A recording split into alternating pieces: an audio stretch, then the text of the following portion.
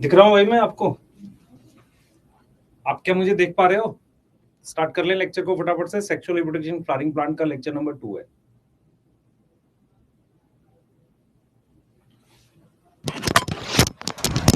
हाँ, आवाज आ गई क्या? चेक करो। बिना माइक के मैं बोल रहा था भाई। फैमिलीज वाला लेक्चर मैं आज करा दूंगा, एक्स्ट्रा आपको यूट्यूब पे करा दूंगा, वहां से देख लेना। पर मैं आपको बहुत ज्यादा मत पढ़ना यार, फैमिलीज थोड़ा पढ़ना होता है। साउंड लो है।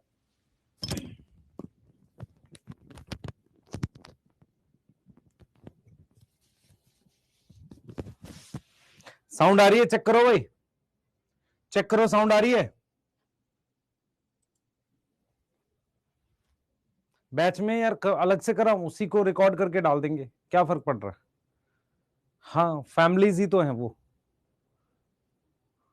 ठीक है, सही है। लो वॉइस है, अभी भी वॉइस लो है क्या? चलें स्टार्ट करें फटाफट से। सर डॉन नहीं लग रहे बेटा, सर जैकेट पहने हुए थे अभी। असल में क्या हुआ बताता हूँ आज। अब मैं घर से निकला तो इतने में क्या हुआ कि कैब करके मैं आ रहा था, 1.5 से 2.25 घंटे का रास्ता है ट्रैवल करने के लिए। तो कैब कैंसिल हो गई, 2 लगातार कैंसिल हो गई, तो वो गैप खत्म हो गया, 15-20 मिनट का टाइम वेस्ट हो गया। फिर मैंने खुद की गाड़ी उठाई, चला के आया, तो फिर आने में थोड़ा सा जाम था, इसलिए इसको 15 मिनट आगे किया। ठीक है, यस, ठीक है। हाँ, ऑफिस और घर में 1.25 घंटे की दूरी है। ठीक है, यस। तो अभी मैं 1.25 घंटे चला के आया हूँ गाड़ी, तो इसका मतलब मेरे सर में थोड़ा थोड़ा दर्द हो रहा होगा, पर कोई दिक्कत नहीं है। हाँ, ठीक है, चलता रहता है। 90,000 का कमीज? पगलाए हो क्या? हैं, पगलाए हो क्या? सर ने कल परसों अपनी गाड़ी बेच दी है और उसकी जगह एक सस्ती गाड़ी और ले ली है। यस, 90,000 का कमीज नहीं पहनते। सर की जरूरतें कम है, टेंशन ना ले। वो समय चला गया जब सर को गाड़ियों का, कपड़ों का बहुत शौक हुआ करता था। हाँ, ठीक है। ऑल्टो उतनी सस्ती भी नहीं। हाँ, मेरी गाड़ी को 8 साल हो गए थे, डीजल थी, तो मुझे लगा बेच देना चाहिए। चलिए स्टार्ट करते हैं। BMW नहीं लेते बेटा हम,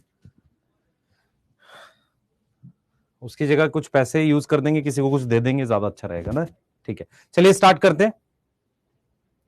स्टार्ट करें। हमें फोटो डाल दूंगा, चिंता मत करो, जो लिया मैंने सस्ती ली है, टेंशन ना लो। हाँ, स्टार्ट करते हैं बेटा। तो लेक्चर नंबर 2 है आज का, सेक्सुअल रिप्रोडक्शन फ्लावरिंग प्लांट का, और इंपॉर्टेंट है। ठीक है, हाँ इंपॉर्टेंट है। और क्यों ली है मैं बता दूंगा यार, कोई दिक्कत नहीं। अच्छा, तो हम लोग आज जो टॉपिक पढ़ेंगे, मैच्योर एंथर के बारे में पढ़ेंगे। मैं चाह रहा था एक बार जरा यंग एंथर की लेयर्स देख लो। सबसे बाहर वाली लेयर को हम एपिडर्मिस कहते हैं। फिर मेरे पास माहौल बनाओ पढ़ाई का। तो होता क्या है कि तुम्हारा जो माहौल है ना, जब कोई बात सोचते हो ना, तो उसी तरफ चला जाता है। तो अभी सारे इमेजिन कर रहे होंगे कि क्या लिया, क्या सा है कलर, वो सब। प्लीज इधर आ जाओ वापसी। Yes yes yes, chat off कर रहे हैं। यस, चैट ऑफ कर रहे हैं। यस, हाँ ठीक है, हाँ उधर चला जाता है। माहौल बनाते हैं पढ़ाई का। तो सबसे पहले मैं आपसे कुछ चीजें पूछूंगा, चैट में मुझे बताते जाइएगा। चैट मुझे दिख रही, आपके लिए ऑफ है। आप जो एंजियोस्पर्म है उसमें मेन प्लांट बॉडी स्पोरोफाइट होती है, गेमेटोफाइट होती है, आप मुझे बताएं। मेन प्लांट बॉडी स्पोरोफाइट है कि गेमेटोफाइट है, प्लीज हमें बताएं। सर स्पोरोफाइट है। स्पोरोफाइट वो स्ट्रक्चर होता है जो स्पोर बनाता है। तो एंजियोस्पर्म में स्पोर कहां बनते हैं, जरा लोकेशन बताएं। जिम्नोस्पर्म में तो कोन में बनते हैं। एंजियोस्पर्म में स्पोर कहां बनते हैं, जल्दी से मुझे चैट में बताएं। सर वो स्पोर बनते हैं किस में, बताओ जल्दी से बेटा। वो स्पोर बनते हैं फ्लावर्स में। ठीक है, कोई डाउट है इस बात पे? नहीं सर, कोई डाउट नहीं है। उसके बाद हमने बोला था फ्लावर्स में 2 स्ट्रक्चर होते हैं, एक एंथर होता है, एक पिस्टिल होता है। एंथर के अंदर स्पोर्स बनते हैं। अब हमने क्या किया था, एंथर को बताया था कि एंथर के पास फिलामेंट होता है, सॉरी स्टेमन के पास फिलामेंट होता है, और ऐसे एंथर जुड़ा होता है। एंथर का कौन सा एंड थैलेमस या पेटल से जुड़ता है? एंथर का कौन सा एंड थैलेमस या पेटल से जुड़ता है? जल्दी बताएं, जल्दी बताएं बेटा, जल्दी बताएं। Yes yes yes, proximal and. Proximal and उसका किससे जुड़ता है, थैलेमस से जुड़ता है या पेटल से जुड़ता है? उसके बाद लॉन्गिट्यूडनल ग्रूव किसको सेपरेट करता है, लोब या थीका को?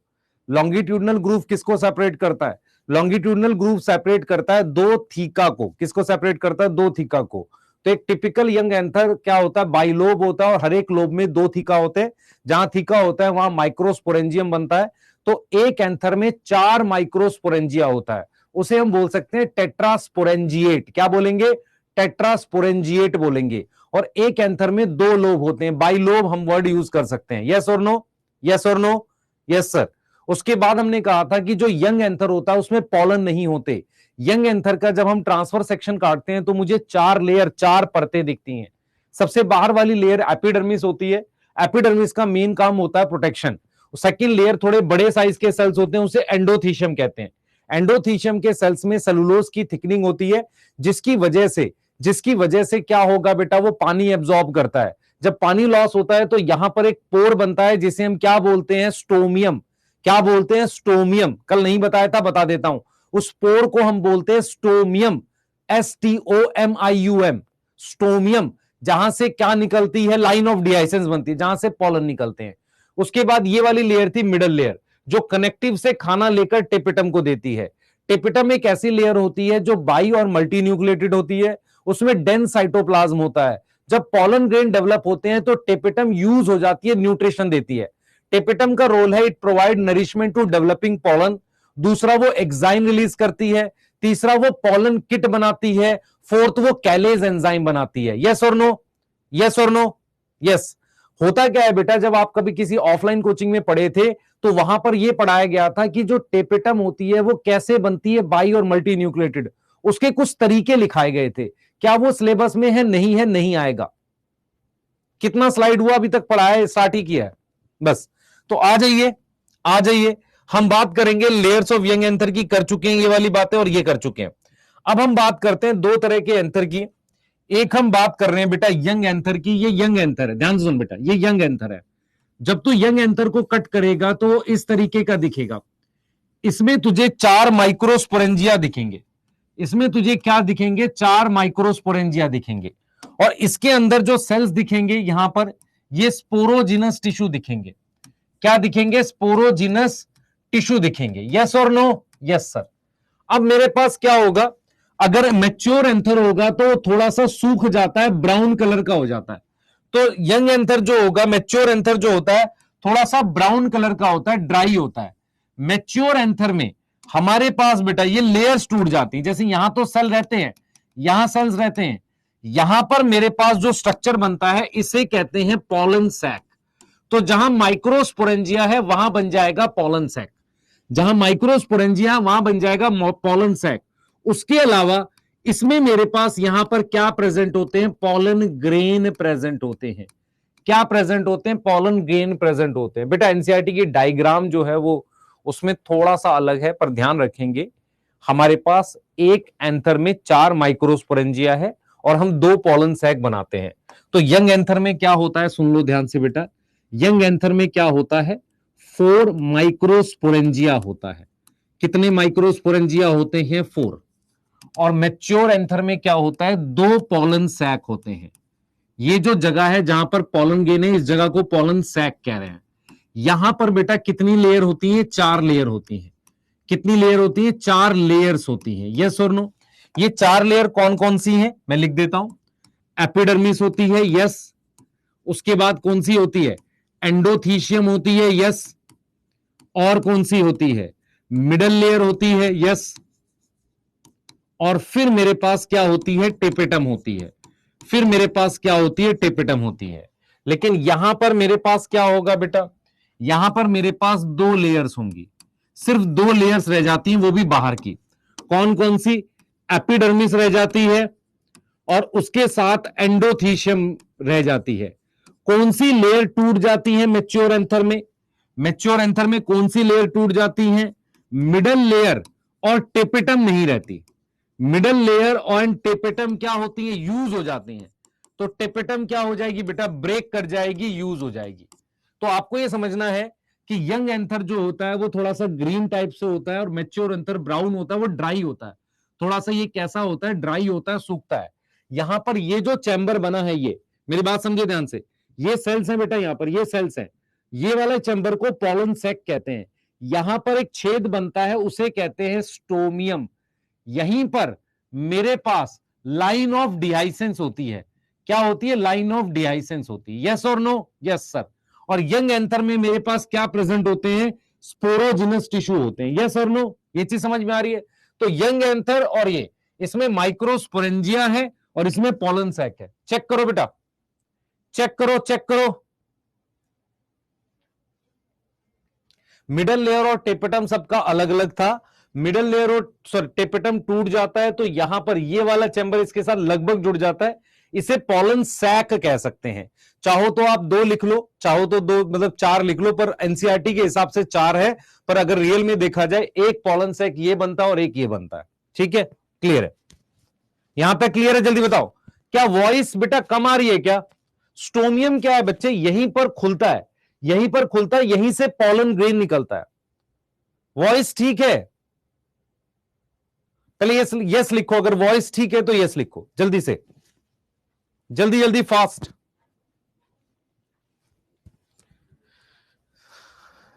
जल्दी जल्दी फास्ट लिखो।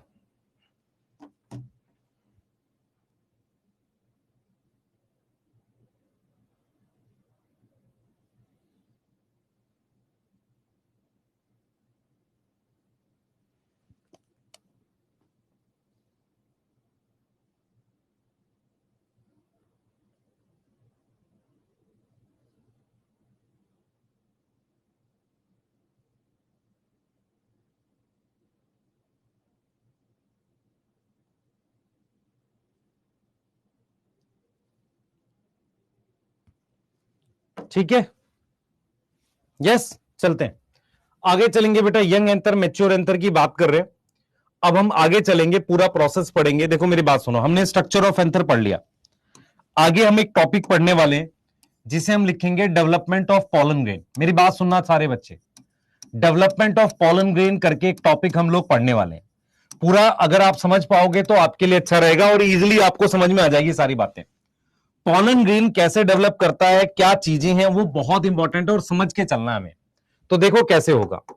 मैं क्या करता हूं बेटा, मेरे पास ये एक एंथर है, इधर देख बेटा, मेरे पास ये एक एंथर है, दिख रहा सबको? ये एक एंथर है। यहां पर मेरे पास ये माइक्रोस्पोरेंजिया था, इसके अंदर ये वाली लेयर मान लो टेपेटम थी। तो आपको पता है यहां पर जो सेल्स थे, उन सेल्स को हमने क्या बोला था? उन सेल्स को हमने क्या नाम दिया था? उसको हमने नाम दिया था स्पोरोजिनस टिश्यू। यस और नो? स्पोरोजिनस टिश्यू का नाम दिया था। अब आपको क्या करना है, पॉलन ग्रेन डेवलपमेंट में 2 स्टेप होते हैं। पॉलन ग्रेन डेवलपमेंट में 2 स्टेप होते हैं। सबसे पहला स्टेप होता है, उसे कहते हैं माइक्रोस्पोर का बनना। तो माइक्रोस्पोरोजेनेसिस जो बेसिकली क्या है, it is development of pollen. It is development of pollen. तो हम कहीं ना कहीं क्या कर रहे हैं बेटा, यहां पोलन ग्रेन की डेवलपमेंट कर रहे हैं। तो it is development of pollen. मुझे पोलन को डेवलप कराना है, मुझे पोलन को क्या कराना है? डेवलप कराना है। तो इट इज सॉरी, माइक्रोस्पोरोजेनेसिस का मतलब है डेवलपमेंट ऑफ माइक्रोस्पोर। क्या डेवलप करवाना है? Development of microspore. माइक्रोस्पोर कैसे? From sporogenous tissue. तो पहला स्टेप ये है, इसको पहला स्टेप कहते हैं। अब जरा ध्यान से देखो बेटा, आप ध्यान से देखो, ये सेल्स स्पोरोजिनस टिश्यू है। ये सेल्स क्या है? स्पोरोजिनस टिश्यू है। स्पोरोजिनस टिश्यू का हर एक सेल मियोसिस कर सकता है। स्पोरोजिनस टिश्यू जो कि हमारे पास क्या है? डिप्लॉयड है, उसका हर एक सेल मियोसिस कर सकता है। Each cell can undergo meiosis. तो जो स्पोरोजिनस टिश्यू का सेल है, ये स्पोरोजिनस टिश्यू का ये जो सेल है, जो डिप्लॉयड सेल है, इसको नाम देते हैं पोलन मदर सेल। क्या नाम देंगे बेटा? पोलन मदर सेल, पीएमसी, या इसको नाम देंगे एमएमसी। एमएमसी की फुल फॉर्म है microspore mother cell. Microspore mother cell. बहुत ध्यान से देखें बेटा, स्पोरोजिनस टिश्यू का हर एक सेल मियोसिस कर सकता है और उसे हम नाम देते हैं नोन एज पीएमसी। उसको नाम क्या देते हैं? पॉलन मदर सेल कह सकते हैं। तो स्पोरोजिनस टिश्यू का ये जो सेल्स हैं, इसको मैंने क्या नाम दे दिया? पॉलन मदर सेल का नाम दे दिया, ये डिप्लॉयड है। सही है। अब मैंने इसमें क्या करी बेटा? मियोसिस करी। इसमें मैंने क्या करी? मियोसिस करी। मियोसिस करने के बाद मेरे पास 4 हैप्लॉइड स्पोर बन गए। इधर देख बेटा, 4 हैप्लॉइड स्पोर बन गए, 1 2 3 और 4। इनको हम नाम देंगे स्पोर टेट्राड। क्या नाम देंगे? Spore tetrad. स्पोर टेट्राड क्या है बेटा? हमारे पास सबसे पहले समझो 4 हैप्लॉइड माइक्रोस्पोर है। 4 हैप्लॉइड माइक्रोस्पोर है। यस और नो? Yes sir. तो आपको क्या समझना है? आपको क्या समझना है? ध्यान से सुनेंगे बेटा। आपको यह समझना है कि ये जो स्पोरोजिनस टिश्यू है ये डिप्लॉयड है। ये डिप्लॉयड क्यों है? क्योंकि ये स्पोरोफिटिक जनरेशन का पार्ट है। तो स्पोरोजिनस टिश्यू का हर एक सेल क्या कहलाता है? पॉलन मदर सेल और माइक्रोस्पोर मदर सेल। उसमें मियोसिस हो गई। मियोसिस के बाद कितने सेल बने? 4 हैप्लॉइड माइक्रोस्पोर बने, जिसे हम क्या बोलते हैं? Spore tetrad. दूसरा स्टेप जो हम डिटेल में पढ़ेंगे वो क्या पढ़ेंगे? माइक्रोस्पोर, जो कि क्या है? हैप्लॉइड है। माइक्रोस्पोर क्या है? हैप्लॉइड है।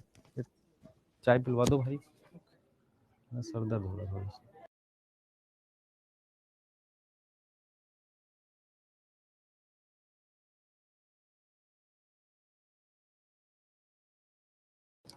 देखो बेटा, हाँ देखो, देखो माइक्रोस्पोर जो है, माइक्रोस्पोर जो है ना, माइक्रोस्पोर कैसा? हैप्लॉइड है। माइक्रोस्पोर किसमें डेवलप करेगा? Develop into pollen grain. किसमें डेवलप करेगा? पॉलन ग्रेन में। ना पॉलन ग्रेन क्या है मुझे बताओ? पॉलन ग्रेन क्या है? मेल गैमेटोफाइट है। क्या है? Male gametophyte. तो आपसे अगर पूछा जाए कि पॉलन ग्रेन की डेवलपमेंट के 2 स्टेप बताओ, पहला स्टेप है माइक्रोस्पोरोजेनेसिस। माइक्रोस्पोरोजेनेसिस का मतलब है पॉलन मदर सेल की मियोसिस करके मैंने 4 हैप्लॉइड क्या बनाए? स्पोर बनाए। हर एक माइक्रोस्पोर क्या बना सकता है? पॉलन ग्रेन बना सकता है, जिसे हम क्या बोलते हैं? मेल गैमेटोफाइट बोलते हैं। ठीक है बेटा, मेल गैमेटोफाइट बोलते हैं।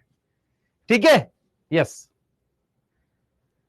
चाय नहीं पिलाओ यार तुम लोग हमें, है ना। और थोड़ा बहुत सर दर्द रहता है, उसमें कर लेते हैं क्लास अपने, कोई दिक्कत नहीं है, बढ़िया से पढ़ाएंगे, टेंशन ना लो। हाँ, चाहे दिलवाना तो पिलवा दो। हाँ, ठीक है बेटा, चलिए।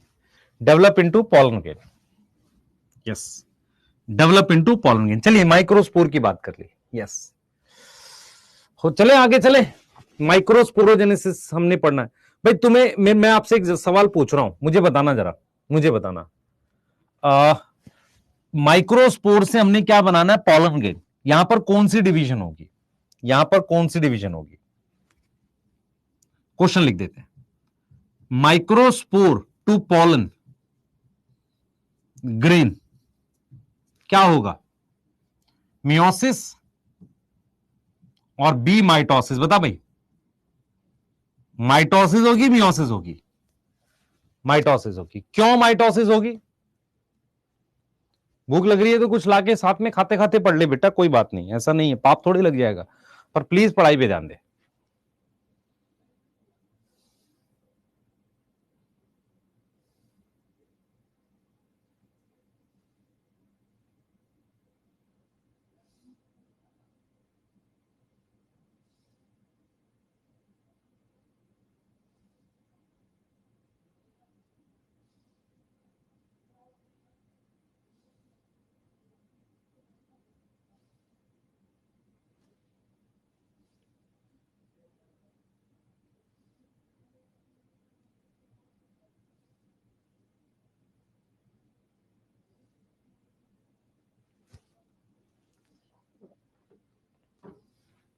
ठीक है, नोट कर लिया? आ जाओ, अब डेवलपमेंट ऑफ पॉलन ग्रेन पढ़ेंगे। आप टॉपिक पढ़ेंगे माइक्रोस्पोर टू पॉलन गेन। कैसे होगा ये समझ रहे? हाँ भाई, मैं एक क्वेश्चन चाहूंगा इससे पहले आप मुझे बताएं, ये क्वेश्चन करके बताएं तो ये आपके लिए अच्छा क्वेश्चन है। क्वेश्चन ये है, which is of gametophytic generation?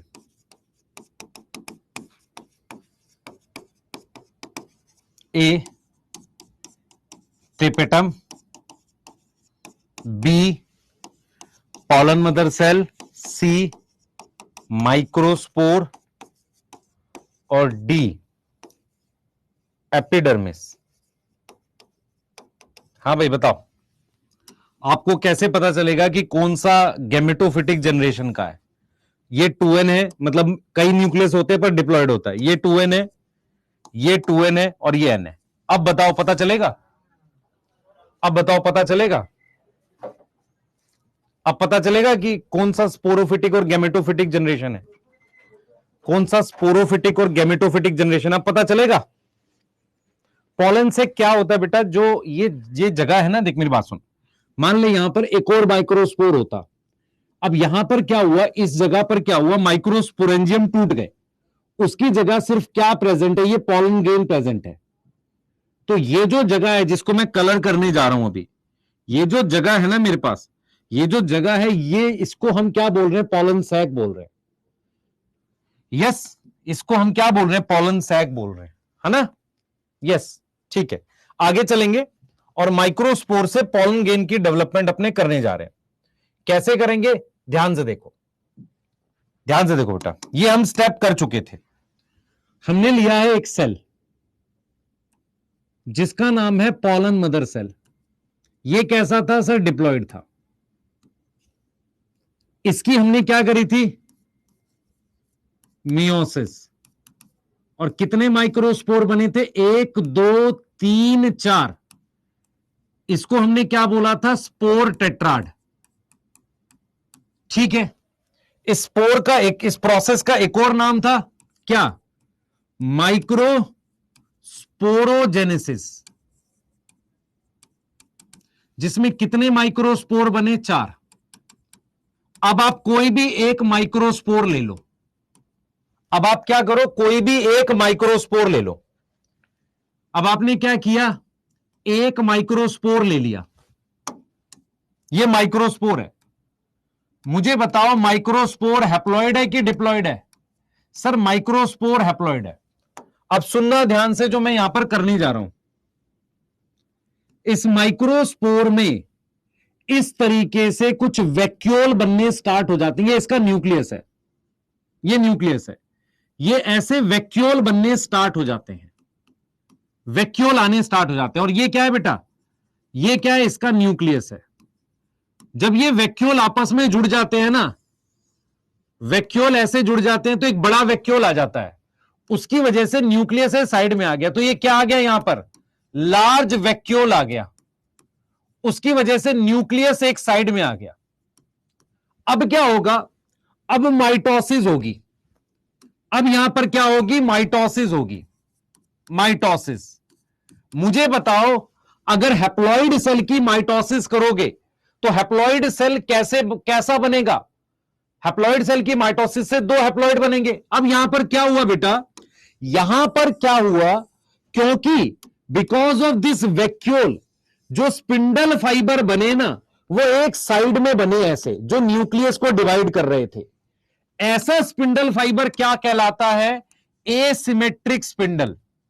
Asymmetric spindle क्या होता है बेटा, एसिमेट्रिक स्पिंडल क्या होता है बताओ? इसको हम बोलते हैं एसिमेट्रिक स्पिंडल। ये किसकी वजह से बना, बिकॉज ऑफ वैक्यूल। इसकी वजह से जो 2 सेल बनते हैं वो अनइक्वल साइज के बन जाएंगे। इसकी वजह से 2 सेल बनेंगे, एक छोटा सेल बनेगा, ये ध्यान दे बेटा, एक छोटा सेल बन जाएगा ये वाला, और एक बड़ा सेल बन जाएगा ये। तो मेरे पास क्या होगा, मेरे पास क्या होगा, अनइक्वल डिवीजन होगी, अनइक्वल डिवीजन होगी। अब यहां पर एक बच्चा मुझे बताएगा अनइक्वल क्या डिवाइड हो रहा है। मान लो मैं कहता हूं मेरे पास यहां पर टोटल मान लो 40 क्रोमोसोम थे, तो यहां कितने आ जाएंगे? 20 आ जाएंगे। अनइक्वल डिवीजन का क्या मतलब है? यहां पर मैं आपसे पूछूं, क्या साइटोप्लाज्म अनइक्वली डिवाइड होगा? क्या जेनेटिक मटेरियल भी अनइक्वल डिवाइड होगा? बोलो, सिर्फ जेनेटिक मटेरियल अनइक्वल डिवाइड होगा या दोनों? क्या डिवाइड होगा unequal? Only cytoplasm. Only cytoplasm, only cytoplasm क्या होगा? Divide unequally. वो कैसा डिवाइड होगा? अनइक्वली डिवाइड होगा। इसका मतलब जो दो डॉटर सेल बनेंगे उनका साइज डिफरेंट है, साइज डिफरेंट है पर जीन सेम है, बट जेनेटिकली सेम है। क्या है? जेनेटिकली सेम है। तो मेरे पास ये जो है, मेरे पास ये जो है, ये ध्यान से सुने, मेरे पास ये जो है, ये हमारे पास क्या है? वेजिटेटिव सेल है। इस लार्ज सेल को कहते हैं वेजिटेटिव सेल, और ये वाले छोटे सेल को हम क्या नाम देते हैं? जनरेटिव। यहां पर जनरेटिव सेल का मतलब है ये गैमेट बनाएगा। ये क्या बनाएगा? गैमेट बनाएगा। तो मेरे पास कितने सेल आ गए बेटा? बताओ मुझे। इसको कहते हैं टू सेल स्टेज। अब जरा इसको पूरा डेवलप करते हैं, इधर देखिए सारे बच्चे, इसको पूरा डेवलप करते हैं। तो मेरे पास ये प्लाज्मा मेम्ब्रेन है वेजिटेटिव सेल की। ध्यान से देखियो, ये प्लाज्मा मेम्ब्रेन है वेजिटेटिव सेल की। ये वेजिटेटिव सेल का न्यूक्लियस है जिसकी शेप अजीब सी है। ये जनरेटिव सेल है जो वेजिटेटिव सेल में फ्लोट करता है। ये जनरेटिव सेल का न्यूक्लियस है। इसके बाद वेजिटेटिव सेल ने अपने बाहर एक मेम्ब्रेन बनाई है, इसको इंटाइन कहते हैं। ठीक है। अब इसके बाद मेरी बात सुनिए ध्यान से बेटा, इसके बाद हमारे पास जो एक और लेयर होती है, ऐसे डिजाइन होता है उसमें, एक और लेयर होती है बेटा, ऐसे डिजाइन होता है उसमें, उसको कहते हैं एक्साइन। उसको अपने क्या नाम देते हैं बेटा? उसको अपने क्या नाम देते हैं? उसको अपने नाम दे देते हैं एक्साइन। ध्यान दो, उसको अपने ने नाम दे दिया एक्साइन। देख मैं क्या क्या लेयर्स लिख रहा हूं, ध्यान से देखता चल। देख इधर बेटा, ध्यान से देखियो, ये वाली लेयर है एक्साइन, ठीक है। ये वाली लेयर है इंटाइन, ठीक है। और ये प्लाज्मा मेम्ब्रेन है। ये किसकी प्लाज्मा मेम्ब्रेन है? जनरेटिव सेल की, वेजिटेटिव सेल की? किसकी प्लाज्मा मेम्ब्रेन है? वेजिटेटिव सेल की। ये वाला सेल कौन सा है? सर ये वेजिटेटिव सेल है। वेजिटेटिव सेल को मैं क्या लिखूंगा शॉर्ट में? सर वीसी लिख देते हैं। ये वाला सेल कौन सा है? जनरेटिव सेल है। ये देखने में कैसा लग रहा है बेटा? स्पिंडल शेप का लग रहा है, ठीक है, क्लियर। इसका न्यूक्लियस कैसा है? Irregular shape. इर्रेगुलर शेप का क्या है? इसमें न्यूक्लियस है, ठीक है। इर्रेगुलर शेप का क्या है? न्यूक्लियस है। जनरेटिव सेल फ्लोट करता है। देख बेटा, जनरेटिव सेल क्या करता है बेटा? स्पिंडल शेप का है। कैसा है? स्पिंडल शेप का। मैं आप तेरे से कुछ सवाल पूछूंगा, मुझे बताइए ये एक्साइन किसने बनाई थी? इंटाइन किसने बनाई है? वेजिटेटिव सेल ने। एक्साइन किसने बनाई थी? याद है किसी को? एक्साइन किसने बनाई थी? बता रहा हूं बेटा, बता रहा हूं ना। एक्साइन किसने बनाई थी? कौन बताएगा? टेपेटम ने। अब मेरी बात सुनियो ध्यान से, मुझे सोच के बताओ, वेजिटेटिव सेल और जनरेटिव सेल कौन सी जनरेशन का हिस्सा है? वेजिटेटिव सेल और जनरेटिव सेल कौन सी जनरेशन का हिस्सा है? स्पोरोफिटिक या गैमेटोफिटिक? स्पोरोफिटिक वाले पिटाई खाओगे। वेजिटेटिव सेल और जनरेटिव सेल हैप्लॉइड है, डिप्लॉइड है? वेजिटेटिव सेल कैसा है? सर हैप्लॉइड है। जनरेटिव सेल कैसा है? हैप्लॉइड है, क्योंकि माइक्रोस्पोर से बना है। तो कौन सी जनरेशन का पार्ट हुआ? गैमेटोफिटिक का। यस और नो? पहले बेटा तू क्वेश्चन गलत करेगा, बताऊं क्वेश्चन क्या आएगा? क्वेश्चन आएगा, स्टेटमेंट आ गई, exine are sporophytic in nature, intine are gametophytic in nature. कौन सी स्टेटमेंट ठीक है? अब देख, एक्साइन को किसने बनाया है? टेपेटम ने। टेपेटम क्या था? मल्टी न्यूक्लिएटेड था या डिप्लॉयड था? मतलब मल्टी न्यूक्लिएटेड और डिप्लॉयड था, तो उसका नेचर क्या हो गया? एक्साइन का नेचर क्या हो गया? स्पोरोफिटिक हो गया। Yes yes. इंटाइन को किसने बनाया है? वेजिटेटिव सेल ने बनाया है। भाई वेजिटेटिव सेल ने ये इंटाइन रिलीज करी है। एक्साइन किसने बनाई थी? टेपेटम ने। तो एक्साइन का नेचर हो गया क्या? स्पोरोफिटिक। इंटाइन का नेचर हो गया गैमेटोफिटिक। यस, एक बार रिपीट कर रहा हूं, ध्यान से सुन। ये वो प्रोसेस है जिसे अपने ने माइक्रोस्पोरोजेनेसिस कह दिया। माइक्रोस्पोर में यहां वैक्यूल आ जाएंगे, उसके बाद ये बड़ा वैक्यूल आ जाएगा। इस वैक्यूल में के आने के बाद जब हम माइटोसिस करते हैं, स्पिंडल फाइबर कैसा बन रहा है? बीच से ना बनकर ये साइड में बन रहा है। इसकी वजह से अनइक्वल डिवीजन होगी। इसकी वजह से क्या अनइक्वली डिवाइड होगा? वेजिटेटिव सेल में ज्यादा साइटोप्लाज्म है और जनरेटिव सेल में कम साइटोप्लाज्म है। ठीक है, अब क्या होगा? वेजिटेटिव सेल की आउटर मेम्ब्रेन को प्लाज्मा मेम्ब्रेन कहेंगे। ये बाहर एक लेयर बनाएगी इंटाइन, और उसके बाहर क्या होगी? एक्साइन होगी। जहां पर एक्साइन नहीं होती उस जगह को कहते हैं जर्म पोर, और वहां से पोलन ट्यूब बनती है। तो इसका मतलब अगर यहां से पोलन ट्यूब बनती है तो वो किसकी बनती होगी? इंटाइन की। पोलन ट्यूब किसकी बनेगी? इंटाइन की। बेटा टेट्राड के सेल ज्वाइंट रहते हैं, उसके बाहर क्या रहता है? क्या रहता है? कैलोज रहता था, उसको डाइजेस्ट करता था कैलेज।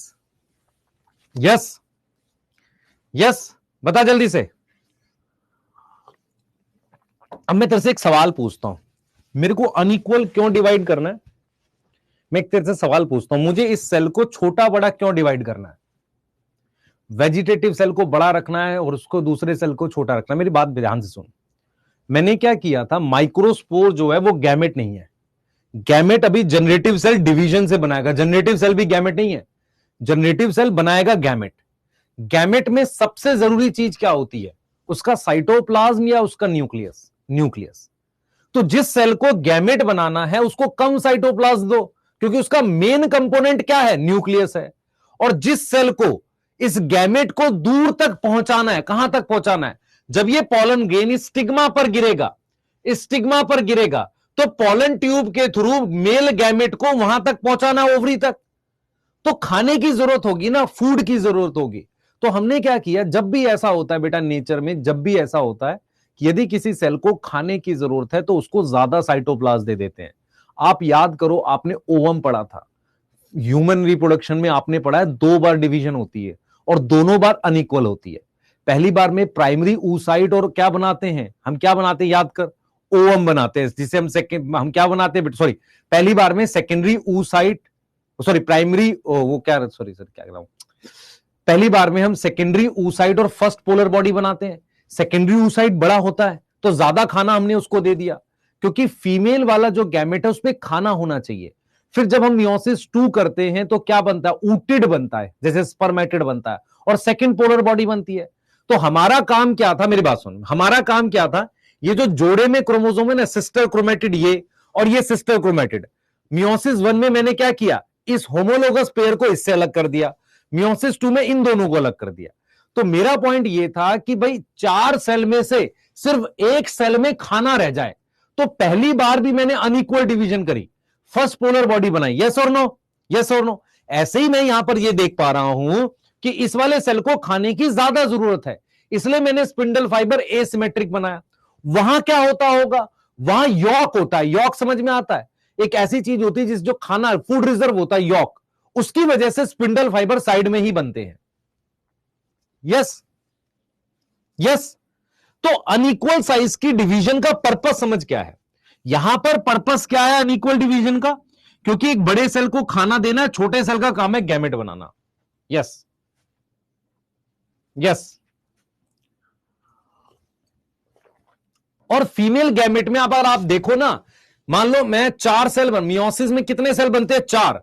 चारों का खाना एक सिंगल सेल के पास होता है फीमेल में, ऊटिड कहते हैं जिसे, जो मियोसिस 2 से बनता है। यस, यॉक नहीं होगा तो कुछ और होगा बेटा अनइक्वल डिवीजन कराने के लिए। ए लेसिथल होता है ह्यूमन एग। अच्छा, चेक करियो, पता नहीं। पर अनइक्वल डिवीजन कराने के लिए कुछ ना कुछ वहां पे फूड रिजर्व होता है। यस, हाँ विमल चेक करियो बेटा। चलो मान लेते यॉर्क नहीं है, कुछ तो ऐसा होता होगा जिसकी वजह से अनइक्वल डिवीजन हुई, क्योंकि स्पिंडल फाइबर पूरे उसमें चला नहीं चला गया।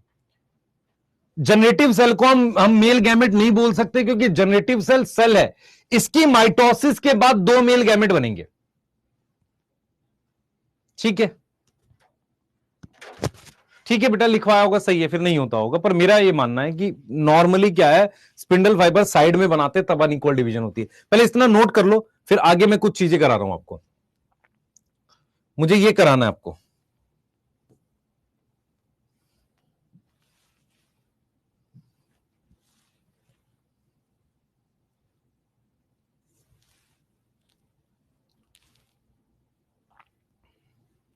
पहले ये नोट कर लो, मुझे वेजिटेटिव सेल और जनरेटिव सेल में डिफरेंस लिखवाना, जल्दी करना।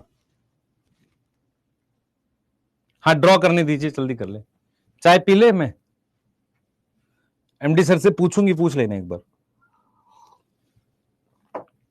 हाँ लेसिथल वर्ड यूज करते हैं जब यॉर्क प्रेजेंट होता है। Yes,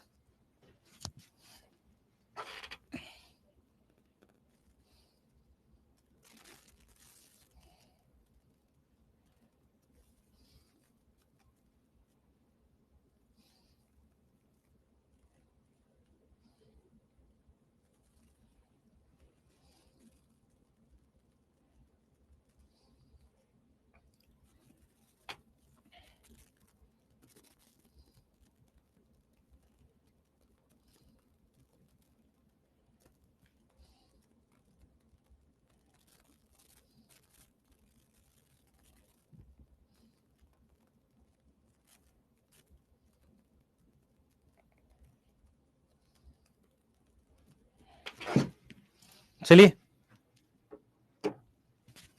where are you sir? यहीं पे हूं बेटा। ठीक है ठीक है ठीक है ठीक है।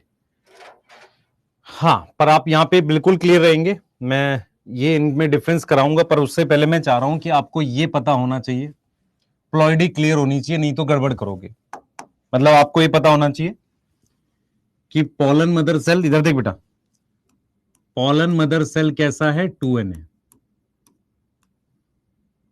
उसकी हमने मियोसिस करी है, मियोसिस करके क्या बना है, माइक्रोस्पोर।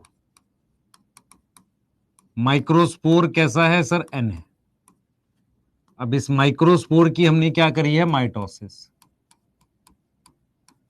माइटोसिस करी है, तो मेरे पास क्या बना है, क्या बनेगा बेटा, माइटोसिस के बाद 2 सेल बने हैं, वेजिटेटिव सेल और जनरेटिव सेल। ये लार्ज है और ये क्या है, स्मॉल है, और ये पूरे स्ट्रक्चर को हम क्या बोलेंगे, मेल गैमेटोफाइट या पॉलन, मेल गैमेटोफाइट या क्या बोलेंगे, पॉलन ग्रेन बोलेंगे।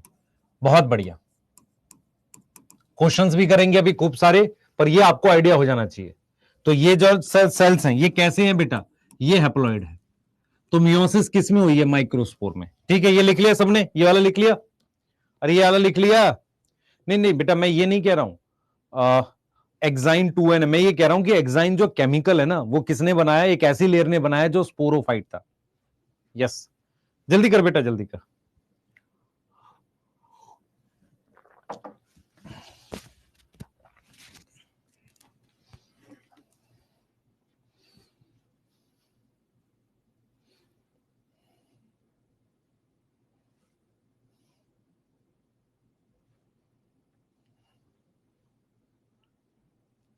चलिए आगे चलेंगे,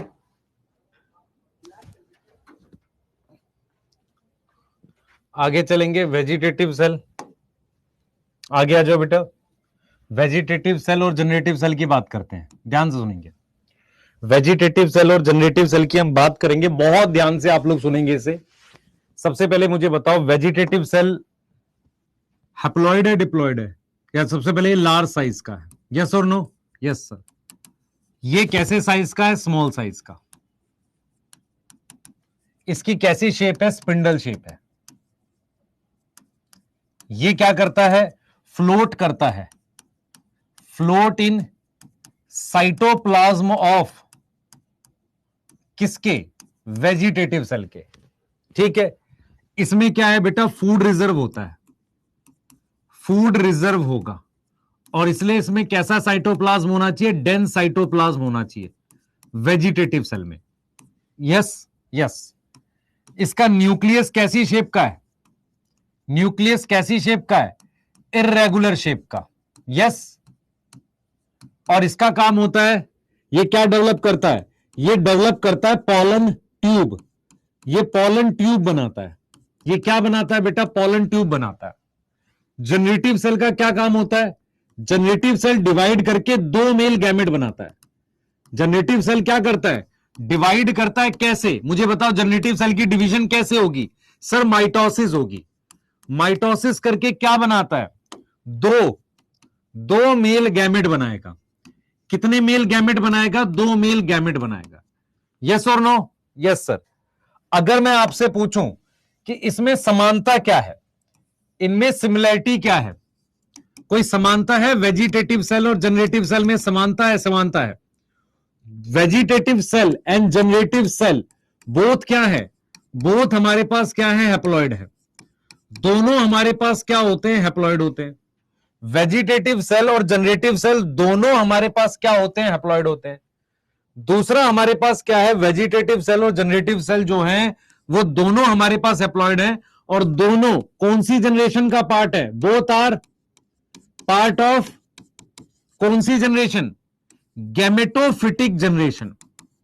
कौन सी जनरेशन है? गैमेटोफिटिक जनरेशन है। यस और नो? Yes sir. अब यहां पर एक क्वेश्चन आपके लिए बन रहा है। क्वेश्चन 1, 100 पॉलन मदर सेल्स हैं, नंबर ऑफ मैक्सिमम पॉलन, हां भाई, कितने आएंगे? 100, 200, 400, 800। बताओ सर, ये तो कर लेंगे, मियोसिस करेंगे तो 400 आ गए। ये तो ठीक है, ये तो आसान क्वेश्चन है। क्वेश्चन नंबर 2, क्वेश्चन नंबर 2, 100, रुक जाओ,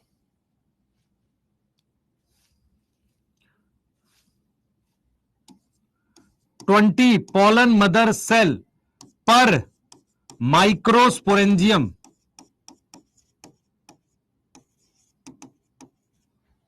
in tetrasporangiate anther. Total pollen in 10 anther. हाँ भाई बताओ।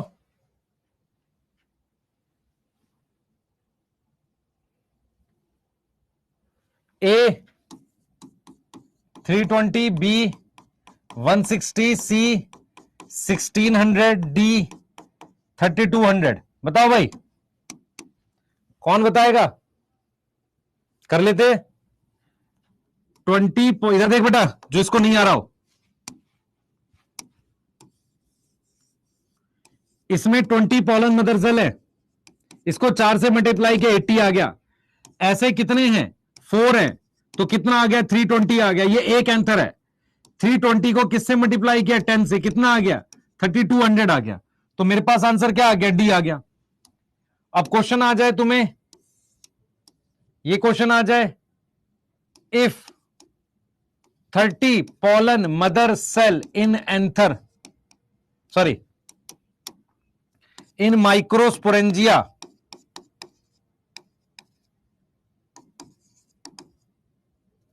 then number of male gamete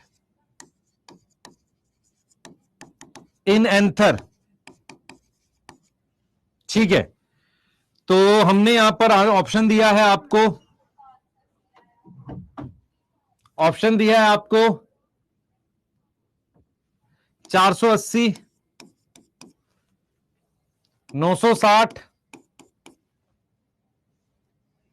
240, none. हाँ भाई, 30 पॉलन मदर सेल हैं, 30 पॉलन मदर सेल हैं, तो 30 इंटू 4 कितना आ गया 120।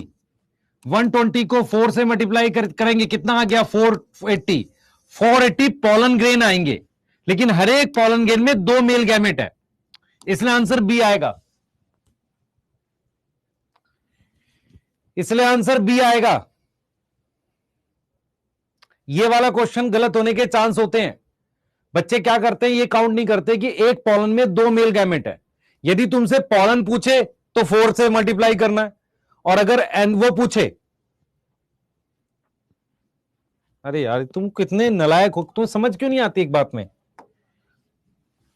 हैं गधाए। इधर देख, सर ऐसे ना बोला करो, हमें दुख होता है। देख 30 पॉलन मदर सेल है, इसको 4 से मल्टीप्लाई 120 आ गया। ऐसे कितने हैं सर 4 हैं, तो 120 इंटू 4 सर 480 आ गया। अब क्या ये 480 पॉलन ग्रेन है, हर एक पॉलन में 2 मेल गैमेट होते हैं, तो क्या मैं इसको 2 से मल्टीप्लाई नहीं करूंगा, करना पड़ेगा। 960 आ रहा है। हाँ हाँ बता बेटा, ठीक है। अब मैं क्वेश्चन की प्रैक्टिस कराता हूं तो सिलेबस में थोड़ा सा तुम्हें मेरे साथ एडजस्ट करना पड़ेगा, किसी किसी दिन एक्स्ट्रा लेक्चर इसलिए आता है, वो समय कहीं तो जाएगा ना। ईच नहीं लिखा, एंथर में पूछा, ईच क्यों लिखना है तुझे, एंथर में पूछा है, एंथर टेट्रास्पोरेंजिएट लेना पड़ेगा तुझे। यस, आगे चल। अब जरा इसकी बात कर लेते हैं, एक्साइन इंटाइन की बात कर लेते थे। देख बेटा इधर देख, एक्साइन ये लिख लिया सबने, पहले नोट कर लो, ये नोट कर लो। अच्छा 10 से मल्टीप्लाई क्यों किया, यहां 10 एंथर लिखा है बेटा, यहां पर कहां पर मल्टीप्लाई किया, यहां पर 10 से मल्टीप्लाई किया क्योंकि यहां 10 एंथर लिखा है, यहां पर माइक्रोस्पोरेंजियम, यहां इसलिए 10 से मल्टीप्लाई किया था। चलो लिख लो सर।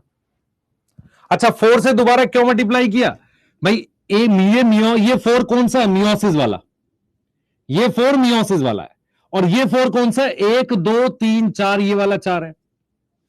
अब ठीक है, ठीक है ना। हाँ आज नोट कर लिया, एक्साइन इंटाइन की बात करते हैं। हाँ भाई, एक्साइन आउटर लेयर है। देख बेटा,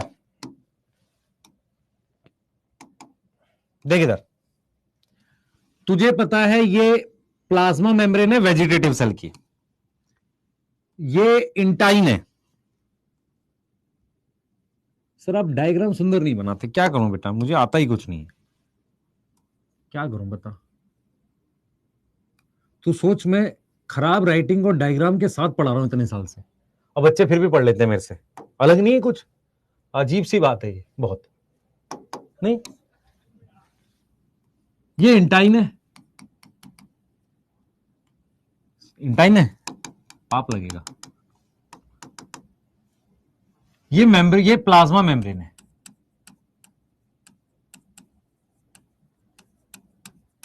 ये इंटाइन है, ये क्या है, एक्साइन है। अब मुझे इंटाइन और एक्साइन के बारे में बात करनी है। नीचे ले लेते हैं इसको थोड़ा सा, एक्साइन और इंटाइन को। चलो, अब पॉलन ग्रेन का कुछ साइज जो है ना, लगभग कुछ 20 से 50 माइक्रोमीटर होता है। डिफरेंट शेप होती है इसकी, शेप होती है। ये क्या है, इसका साइज है। आ जाते हैं कहानी पे, ट्विस्ट लाते हैं। एक्साइन, एक्साइन कैसी है, आउटर है, थिक है, मोटी है थोड़ी सी, एंड डिसकंटिन्यूअस है, कहीं कहीं पर उसमें जर्म पोर है। यस और नो, यस। इंटाइन कैसी है, इनर है, इनर टू एक्साइन, ठीक है। और कैसी है बेटा, थिन है, पतली है, और कॉन्टिन्यूअस है। यस और नो। एक्साइन किसकी बनी होती है, खास तरह के केमिकल की। ये एक्साइन किसकी बनी होती है, मेड अप ऑफ, हां भाई, एक खास तरह का केमिकल है स्पोरोपोलेनिन। स्पोरोपोलेनिन क्या है बेटा, ध्यान से सुन, स्पोरोपोलेनिन क्या बहुत मजबूत होता है क्या? स्पोरोपोलेनिन क्या बहुत मजबूत होता है? नहीं, रेजिस्टेंट होता है। तो स्पोरोपोलेनिन क्या है? मोस्ट रेजिस्टेंट ऑर्गेनिक मटेरियल है। ऑर्गेनिक, अगर कोई चीज रेजिस्टेंट हो, इसका क्या मतलब है? उस पर किससे रेजिस्टेंट है? Resistant to enzyme. एंजाइम उसे खराब नहीं कर सकते, एल्कली उसे खराब नहीं कर सकती, एसिड खराब नहीं कर सकता, टेम्परेचर खराब नहीं कर सकता। ये सारी चीजें एंजाइम को खराब नहीं कर सकता। यस, ये सारी चीजें एंजाइम को खराब नहीं कर सकता। ऐसा क्यों है? क्योंकि नेचर में कोई ऐसा एंजाइम ही नहीं है जो एंजाइम को डाइजेस्ट कर सके। ठीक है, अब ये किसका बना हुआ है? Made up of pectin and cellulose. मैं एक थोड़ी सी स्टोरी सुनाता हूं आपको। हाँ सर, कहानी सुनाओ, कहानी में मजा आएगा। हाँ सुन ले ध्यान से। हुआ क्या था, जब हम एवोल्यूशन की बात करते हैं तो जो करंट एज चल रही है, एज, ये जो टाइम चल रहा है, ठीक है, इसमें सबसे ज्यादा प्लांट कौन से मिलते हैं? एंजियोस्पर्म मिलते हैं, सबसे ज्यादा स्पीशीज उसी की है। और एंजियोस्पर्म में फ्लावर्स होते हैं। फ्लावर्स में पॉलिनेशन कौन करता है? सबसे ज्यादा पॉलिनेशन करती है हनी बी। कौन करती है? Honey bee. तो हनी बी और फ्लावर लगभग एक दूसरे पे डिपेंड होके इवॉल्व हुए हैं। फ्लावर में कलर क्यों आया, नेक्टर क्यों आया? हनी बी को अट्रैक्ट करने के लिए। अब हनी बी एक प्रकार का इंसेक्ट है, तो हनी बी अगर पॉलिनेशन करने आती है तो वो पॉलिनेशन करने थोड़ी आती है, वो तो नेक्टर खाने आती है। पॉलिनेशन बाय मिस्टेक करता है वो, है ना, उससे गलती से हो जाता है, क्योंकि वो फ्लावर से उड़ के दूसरे फ्लावर पे बैठेगी। पॉइंट यहां पर यह है कि अगर हनी बी ने, ध्यान से सोचियो, अगर हनी बी पॉलन खाने लगे, हनी बी पॉलन खाने लगे और वो पॉलन अगर वो डाइजेस्ट कर सकता हो, तो इंसेक्ट नेक्टर के साथ साथ पॉलन भी खा के डाइजेस्ट कर लेगा। तो नॉर्मली वो पॉलन डाइजेस्ट कर नहीं सकते। अगर आप ध्यान से देखें, ये जो रेजिस्टेंट बनाया है, एसिड कहां मिलेगा, एल्कली कहां मिलेगा? किसी के पेट में मिलेगा? ऐसा थोड़ी है किसी जगह पर एसिड एल्कली साथ मिल जाएगा, नहीं मिलता है। तो एसिड, एल्कली, एंजाइम, टेम्परेचर, ये सारी चीजें किसी के पेट वेट में मिल सकती है। यस, तो वो ये एक ऐसा एवोल्यूशन है जो पॉलन ग्रेन को बचाने के लिए बनाया गया था। पर उसके अलावा भी कुछ फ्लावर्स होते हैं जिनके पॉलन एडिबल होते हैं, इंसेक्ट खाते हैं उन्हें, पर वो सारे नहीं खाते, कुछ ही खा पाते हैं। यस, और अगर मैं आपसे पूछूं एक असली हनी की पहचान क्या है? सर मीठा होना चाहिए, है ना। हाँ, बाबा जी वाला जो मीठा हनी बनवाते हैं बाबा जी, वैसा नहीं। अरे भाई सुन, असली हनी की पहचान है उसमें पॉलन ग्रेन होने चाहिए, क्योंकि इंसेक्ट ने कलेक्ट किया है ना, तो उसमें पॉलन ग्रेन होने चाहिए। और उसमें भी जो अच्छा हनी है, ध्यान सुनेंगे बेटा, जो बेटर हनी है, वो होना चाहिए जिसमें अलग अलग सोर्स के पॉलन हो, इस फ्लावर के, उस फ्लावर के। यस बेटा, ऑर्गेनिक केमिस्ट्री वीटी सर ही पढ़ाएंगे और उसके साथ सुभाष सर के 3.0 के लेक्चर्स भी पैरेलल में आपको मिलेंगे। तो इस तरीके से परेशान होने की जरूरत नहीं, क्योंकि सुभाष सर की फैब की स्टार्टिंग में मैरिज है। अगर उन्होंने अभी स्टार्ट किया तो वो शायद नहीं करा पाएंगे। यस, तो आपको परेशान नहीं होना है, वो आपको समझ में आ जाएगा, है ना। ठीक है, यस, दोनों आपके पास है ऑप्शन, दोनों से पढ़ सकते हैं। हाँ, एक लिख रहा है सर कंपनी बंद करवाएंगे, गधा।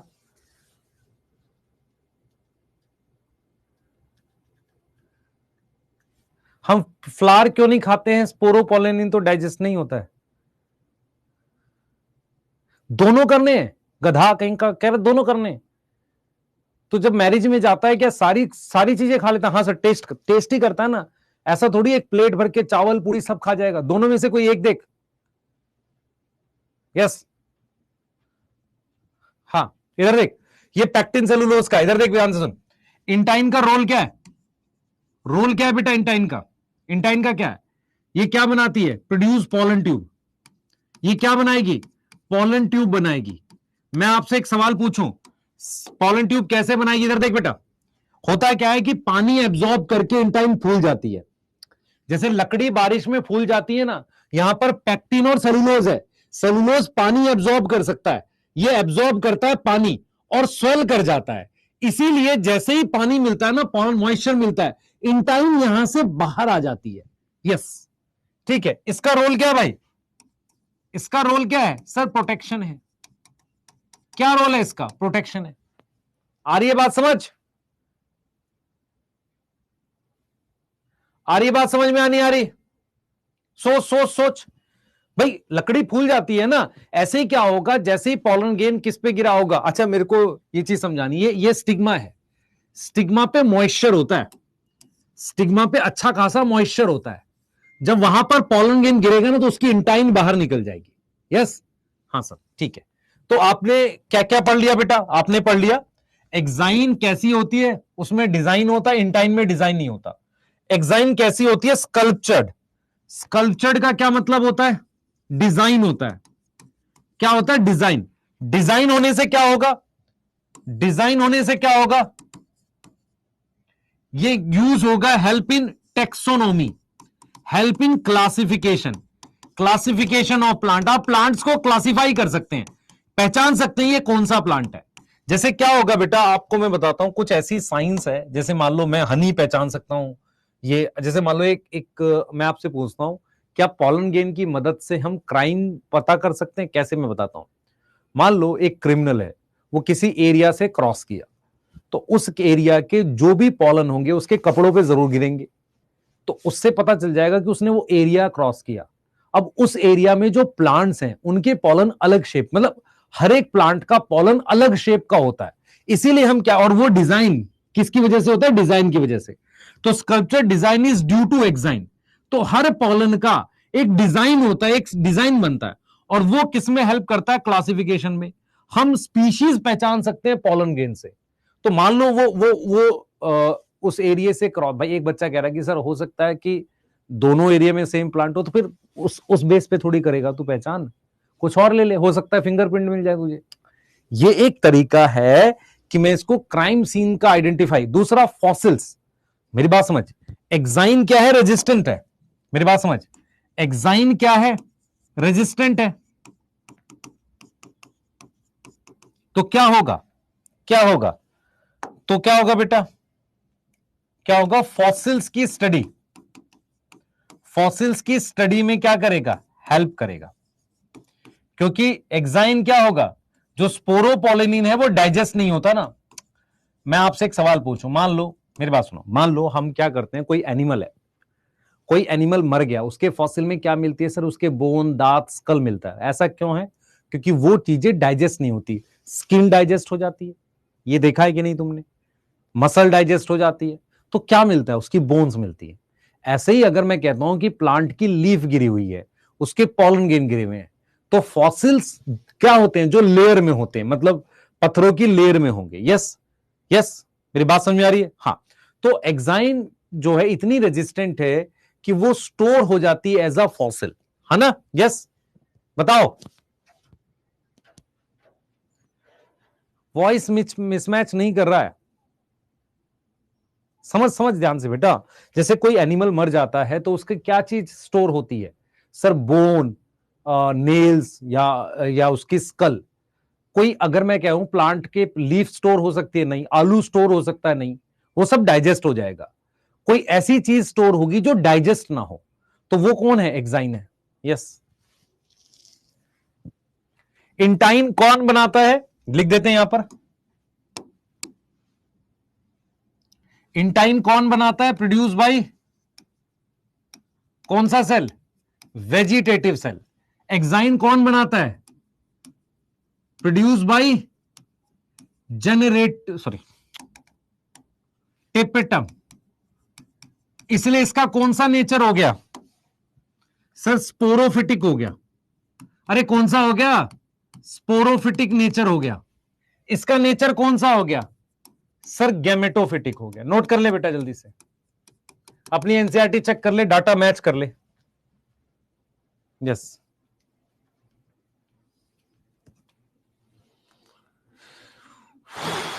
डाटा मैच कर ले बेटा।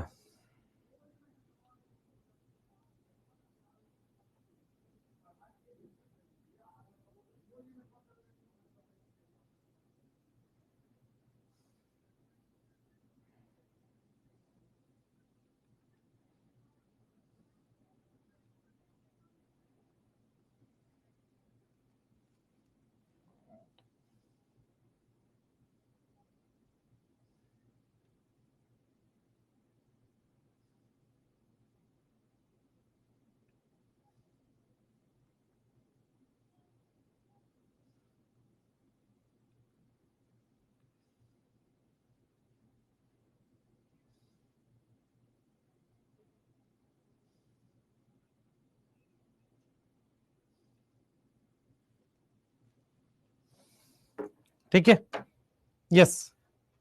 चलिए स्टार्ट है, लिख लीजिए जल्दी से, आगे करते हैं। और एक बार अपनी एनसीईआरटी चेक कर लो, vegetative cell, generative cell, asymmetric spindle, ये सारी चीजें चेक कर लो। हम लोग आगे की बात करेंगे अब, जल्दी करो बेटा। एक्साइन इंटाइन में डिफरेंस कर लो, समझ लो अच्छे से, ठीक है।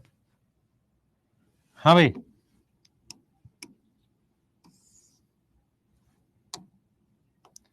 नंबर ऑफ जर्म पोर कितने होते हैं? नंबर ऑफ जर्म पोर कितने होते हैं? 1 टू मैनी, एक या एक से ज्यादा हो सकते हैं। नोट लिखवा रहा हूं, बट अच्छा, पॉलन ट्यूब इसमें से एक से ज्यादा से बाहर आ सकती है।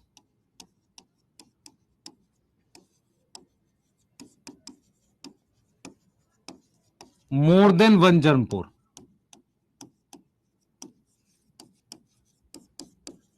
बट मेल गैमेट एक ही में होगा।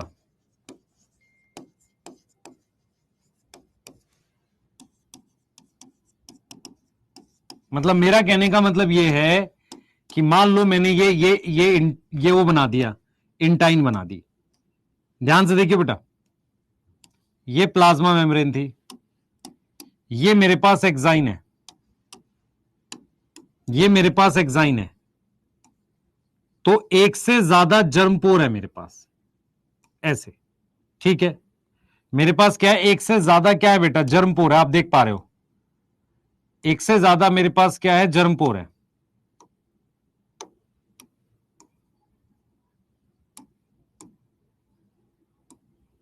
ठीक है, मेरा कहना सिर्फ यह है आपको कि ऐसा पॉसिबल है कि जो पॉलन ट्यूब है ना, पॉलन ट्यूब जो है एक से ज्यादा जर्म पोर से बाहर आ सकती है, ऐसे। ध्यान से देख बेटा, ये तेरे पास एक्साइन है, पॉलन ट्यूब पॉसिबल है कि एक से ज्यादा जर्म पोर से बाहर आ गई, लेकिन मेल गैमेट सिर्फ एक ही में होगा। जो मेल गैमेट हम दिखा रहे हैं ना यहां पर, ये मेल गैमेट एक ही पॉलन ट्यूब में होगा। मान लीजिए ये पॉलन ट्यूब है, ये भी बन गई और ये भी बन गई, लेकिन मेल गैमेट सिर्फ किस में होगा, मेल गैमेट सिर्फ एक ही में होता है, और वही फिर आगे बढ़ती है। समझ में आ रहा है बेटा, किस बेस पर हम आइडेंटिफाई कर रहे हैं गेमेटोफाइट और स्पोरोफाइट, हैप्लॉइड और डिप्लॉइड के बेस पर। टेपेटम ने एक्साइन को बनाया था, इसलिए एक्साइन का नेचर क्या लिख रहे हैं, स्पोरोफिटिक। यस, मैं ये कह रहा हूं कि जर्मपोर 1 2 3 है, हो सकता है 2 जर्म पॉलन ट्यूब बन जाए, लेकिन जिसमें मेल गैमेट होगा वही आगे ग्रो करेगी, बाकी फिर ग्रो नहीं करेगी। सर मजा नहीं आ रहा है इस चैप्टर, बेटे देखिए कि जनरल चैप्टर है, आसान चैप्टर, और ये वो चैप्टर होता है जो हर तरह के बच्चे, गरीब अमीर का मतलब जो दिमागी रूप से कमी गरीब होते हैं, जिनको कम आता है, उसे भी आता होता है, पर इसमें अच्छे क्वेश्चन बन सकते हैं। मैं अपने बनाए हुए कुछ अच्छे क्वेश्चन दूंगा जहां तुम गलती करोगे, ठीक है। हाँ, समझ ध्यान से। यस, तो मैं इसलिए से कह रहा हूं तेरे को, मैं स्पोरोफिटिक गैमेटोफिटिक से रिलेट कर रहा हूं, इसलिए कह रहा हूं क्योंकि क्या होता है, ये आसान चैप्टर है, तो इसे हम बहुत ज्यादा लेक्चर्स में नहीं कराएंगे, मतलब हम हो सकता है 5 से 6 में इसको पूरा करा दें, तो उसके बाद फिर हम जब जेनेटिक्स में समय ज्यादा देंगे, यस, हाँ, वहां तुझे मजा भी आएगा, और यस, इसके क्वेश्चन इजी आते हैं। नोट कर ले बेटा, इसके नोट्स, शॉर्ट नोट्स है मेरे पास, हाँ है।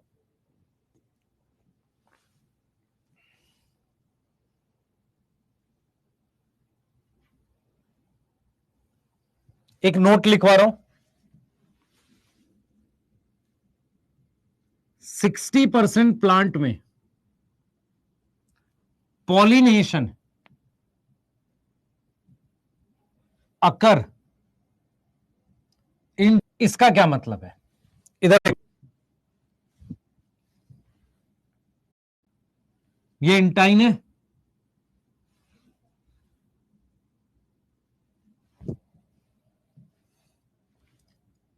ये एक्साइन है,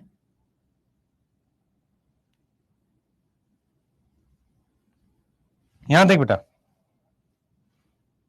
ये जनरेटिव सेल है,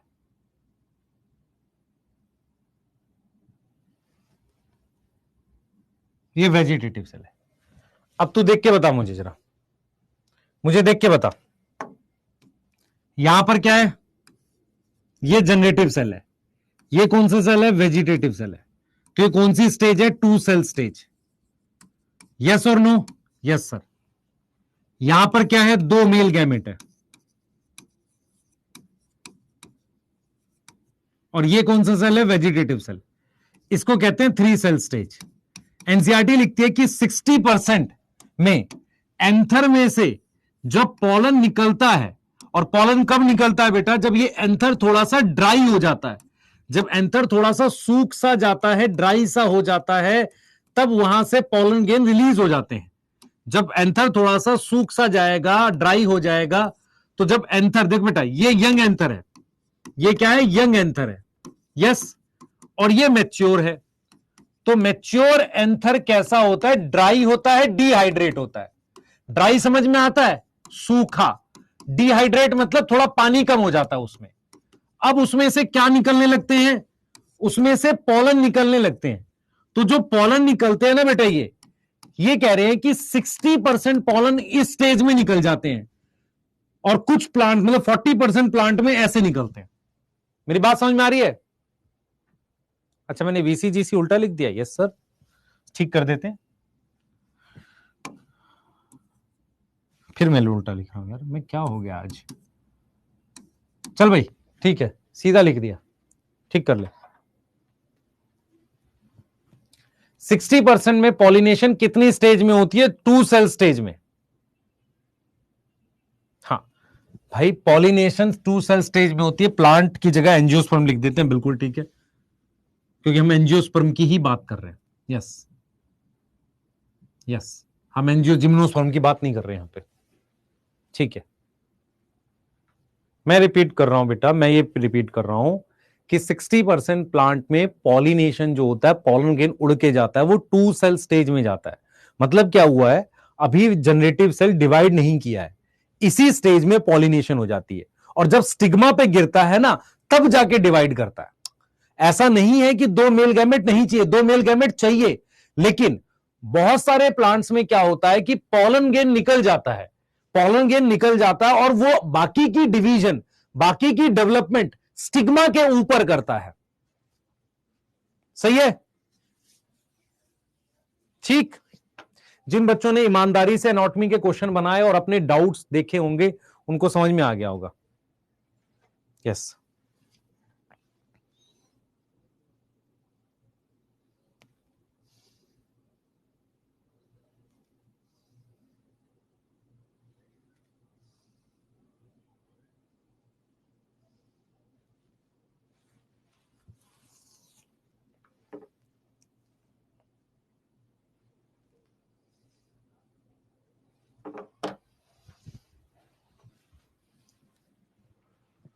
सही है। वीसी का रोल पिटाई कर दूंगा। वेजिटेटिव सेल क्या बनाता है? पॉलन ट्यूब बनाता है, उसमें फूड रिजर्व होता है। जनरेटिव सेल क्या बनाता है? मेल गैमेट बनाता है। ठीक है, चल आगे कर। इन दोनों को लिख ले, इन दोनों को लिख बेटा जल्दी से। ये लिख ले जल्दी से, ये वाला लिख ले। Yes yes. एक बच्चा पूछ रहा है एनाटॉमी का आंसर भेज दिया, नहीं दे भेज पाया बेटा, आज भेजूंगा, चिंता न कर। पहले आज वो लेक्चर आएगा आपका, वो जो फैमिलीज वाला है, उसके बाद करेंगे उसको काम को। और एक आपका वो बचा हुआ है यूट्यूब पे, वो प्रिंसिपल ऑफ इनहेरिटेंस का लास्ट लेक्चर, वो डाल देंगे द्रोणा में। और एनसीईआरटी लेवल अप इस वीक में एक फोटोसिंथेसिस की अपलोड करेंगे, और एक पीजीआर की, और इस चैप्टर की भी कर सकते हैं, 3 की करेंगे इस वीक में। यस, ताकि आप साथ के साथ इनको कर सकें।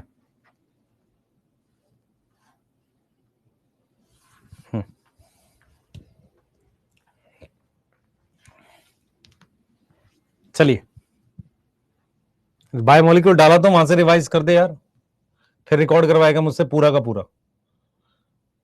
कुछ काम का करवा ले भाई मेरे से काम। वो अगर तू देखेगा वो 6-7 घंटे में ही है बायोमोलिक्यूल, वो 12 लेक्चर में नहीं पड़ेगा तुझे। वो जो यूट्यूब पे डाला 4 एक्स्ट्रा पॉइंट बता भाई एनसीईआरटी में। सबसे पहले समझ पॉलन एलर्जी क्या होता है। मेरी बात सुन ध्यान से। हमारे पास क्या होते हैं, मैनी पॉलन, जो पॉलिनेट होते हैं एयर से, पॉलिनेट बाय एयर, वो छोटे साइज के होते हैं। वो कैसे होते हैं, छोटे साइज के। तो वो क्या कर सकते हैं, can cause allergy, can cause allergy. और कई बार क्या होता है, when pollen goes deep into, अगर वो डीप चला जाए इनटू लंग्स, तो वो अस्थमा, अस्थमा एंड ब्रोंकाइटिस भी कर सकता है। ब्रोंकाइटिस समझ में आ रहा है, लंग्स की प्रॉब्लम है, ब्रोंक्योल का इंफेक्शन है,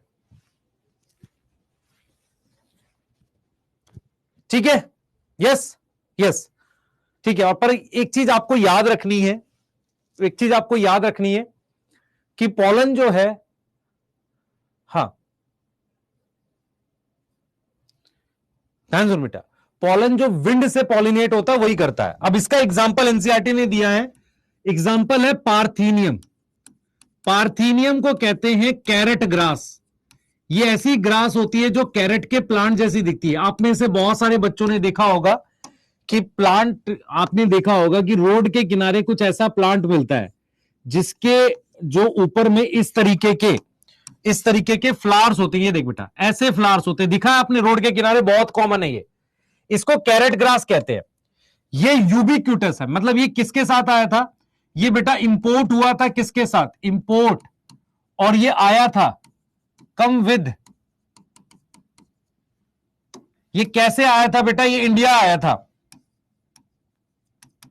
come India with imported wheat. थोड़ी सी नॉलेज आपको दे देता हूं, थोड़ी सी नॉलेज आपके लिए जरूरी है। देखो क्या हुआ था, हुआ ये था बेटा, जब हम 1947 में आजाद हुए तो हम जो थे गेहूं क्या करते थे, इंपोर्ट कर रहे थे उसके बाद। और गेहूं हम किससे मंगाते थे, यूएसए से मंगाते थे। तो यूएसए से जो गेहूं मंगाते थे उसके साथ इसके सीड आ गए पार्थीनियम के। और हमेशा याद रखो कि किसी प्लांट के सीड किसी नई कंट्री में जाते हैं तो वहां उसका नेचुरल प्रेडेटर नहीं होता, और वो क्या हो गया बेटा, वो स्प्रेड हो गया। सीड ऑफ पार्थीनियम जो है ना, सब जगह फैल गया। Parthenium is ubiquitous, is ubiquitous. Ubiquitous का मतलब होता है, यूबिक्यूटस का मतलब होता है, ध्यान से बेटा, यूबिक्यूटस का मतलब होता है ऑल प्लेसेस, सब जगह वो फैल गया, सब जगह फैल गया। तो हमने क्या किया था, गेहूं मंगाए थे यूएसए से। कब मंगाए थे, कब मंगाए थे बेटा, हमने गेहूं कब मंगाए थे, गेहूं से यूएसए से कब मंगाए भाई, कब मंगाए हैं, कौन बताएगा,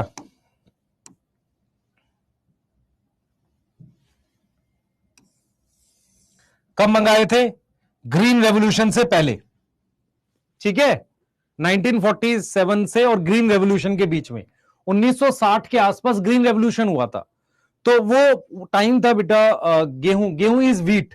अरे गधा पूछ रहे गेहूं, तुम लोग हिंदी नहीं जानते हो बच्चे, परेशानी होगा देश में, ध्यान रखना, मदर टंग जाना करो ना। व्हीट आती तुम्हें इंग्लिश भी नहीं है, तो मुझे पता है, हाँ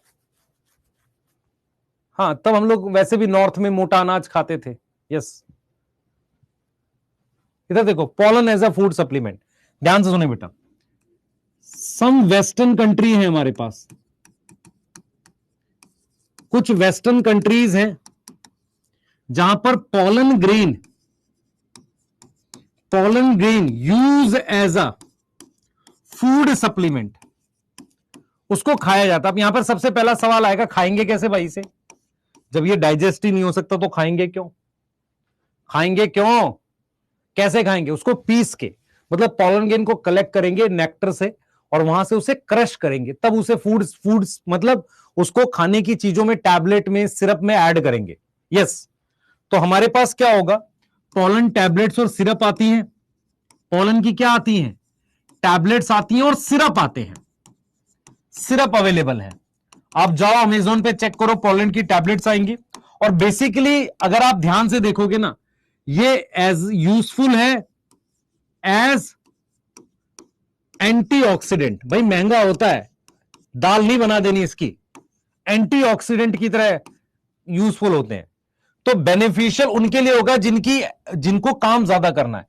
तो बेनिफिशियल किसके लिए? हॉर्सेस के लिए और एथलीट के लिए। तो हॉर्सेस एंड एथलीट इनके लिए बेनिफिशियल है। तुम भी खा सकते हो, खा लो, पर तुम कौन सा फिजिकल एक्टिविटी कर रहे हो? नहीं, ये एज अ एंटीऑक्सीडेंट यूज होते हैं। क्या? हां, पोलन का शेक भी आता है। एंटीऑक्सीडेंट क्या होता है बेटा? हमारी बॉडी में काफी सारे फ्री रेडिकल्स बनते हैं रिएक्शन में, उनके अगेंस्ट काम करते हैं। हाँ भाई, हाँ, पोलन का वो भी आता है shake, shake SHAKE, shake, shake.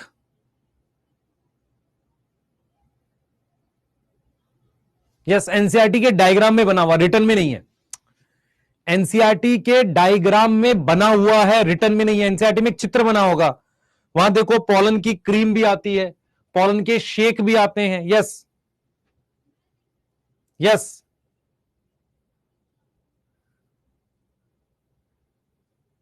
Yes. मिला किसी को? मिला? मिल गया, डायग्राम मिल गया, ठीक है बेटा। तो ये 4 टॉपिक हैं जो आपके एनसीईआरटी में एक्स्ट्रा दे रखे हैं। पहला टॉपिक है पोलन एलर्जी। हमेशा याद रखो, छोटे साइज का पोलन हमारे इनहेल हो सकता है, सांस के रास्ते अंदर जा सकता है, तो वैसे तो वो एलर्जी करता है, लेकिन ज्यादा डीप जाएगा तो अस्थमा और ब्रोंकाइटिस करेगा। यस और नो? यस। और ये इसका एग्जांपल है पार्थीनियम। ये गेहूं के साथ आया था, वीट के साथ आया था। आगे हम बात करते हैं वायबिलिटी ऑफ पोलन। हाँ भाई, व्हाट इज वायबिलिटी? वायबिलिटी क्या होता है? इधर देख बेटा, इधर देख, इधर देख। मान ले ये एंथर है, इस एंथर में से पोलन गया और कितने मैक्सिमम टाइम तक वो वायबल है। वायबल का मतलब है आफ्टर पॉलिनेशन, आफ्टर पॉलिनेशन निकलने के बाद मैक्सिमम टाइम तक वो पोलन ट्यूब बना सकता, उसे वायबिलिटी कहते हैं। जैसे मान लो, अगर ये पोलन स्टिग्मा पर आधे घंटे में नहीं गिरा तो खराब हो जाएगा, तो यहां वायबिलिटी हो गई आधे घंटे की। मेरी बात समझो, देखो इधर देखो बेटा, इधर देखो, यहां से मान लो पोलन ग्रेन निकला, कितने घंटे में खराब हो जाएगा? मान लो 2 दिन में खराब होगा, 4 दिन में खराब होने का मतलब है वो पोलन ट्यूब नहीं बना सकता। तो what is viability of pollen? Maximum time up to which it can germinate to develop pollen tube। कहां से? Maximum time up to which it can germinate to develop pollen tube बना सकता है after pollination. Ideal है कि viability ज्यादा होनी चाहिए। हमारे पास कुछ एग्जांपल्स हैं, जैसे कि पैडी बोलते हैं धान को, चावल, और वीट, इनकी शॉर्ट वायबिलिटी होती है। कैसी वायबिलिटी होती है? शॉर्ट। कितनी होती है? 30 मिनट की। यस और नो? Yes sir. और कुछ फैमिलीज हैं, अब नाम पहचानो इनके। रोजेसियाई पता है सबको, एपोकार्पस है, सोलेनेसियाई और लेग्यूमिनोसा। नीट 2021 का क्वेश्चन है।